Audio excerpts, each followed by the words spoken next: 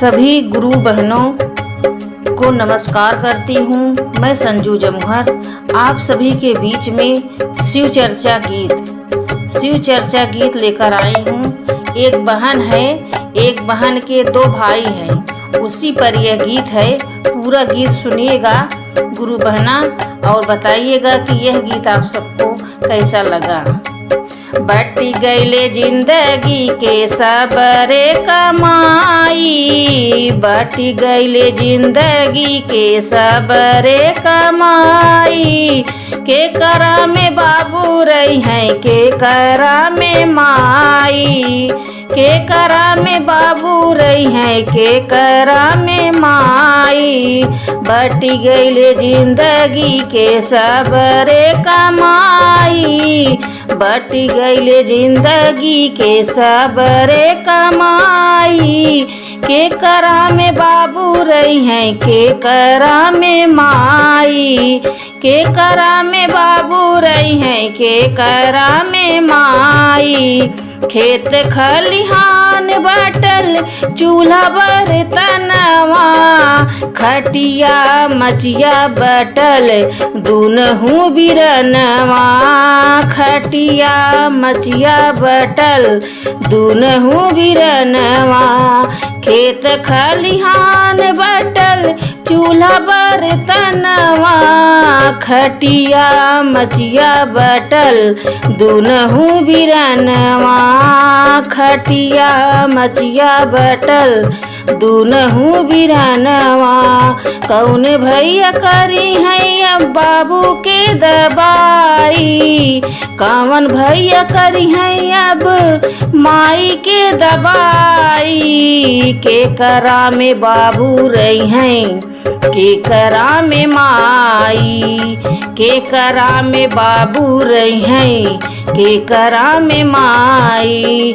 बटी गईले जिंदगी के सबरे कमाई, बटी गईले जिंदगी के सबरे कमाई। के करा में बाबू रही हैं, के करा में माई, के करा में बाबू रही हैं, के करा में माई। के करा में बाबू रही हैं, के करा में माई।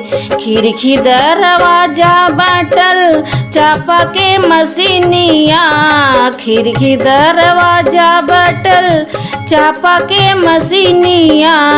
कैसे बटाई अब एक बहिनिया, कैसे बटाई अब एक ही बहिनिया। राखी के परग आई तब के बोलाई, राखी के परग आई तब के बोलाई। के करा में बाबू रही हैं, के करा में माई, के करा में बाबू रही हैं, के करा में माई। बटी गईले जिंदगी के सबरे कमाई, बटी गईले जिंदगी के सबरे कमाई। के करा में बाबू रही हैं, के करा में माई, के करा में बाबू रही हैं, के करा में माई। चारा बटवारा नहीं मानेला कहनवा, दुख सुख विपत आवे माई के संगवा, दुख सुख विपत जाला माई के संगवा। चारा बटवारा नहीं मानेला कहनवा, दुख सुख बीतप आवे माई के संगवा। बात मान भैया कभो प्रीत ना कटाई, बात मान भैया कभो प्रीत ना बटाई। के करा में बाबू रही हैं, के करा में माई, के करा में बाबू रही हैं, के करा में माई।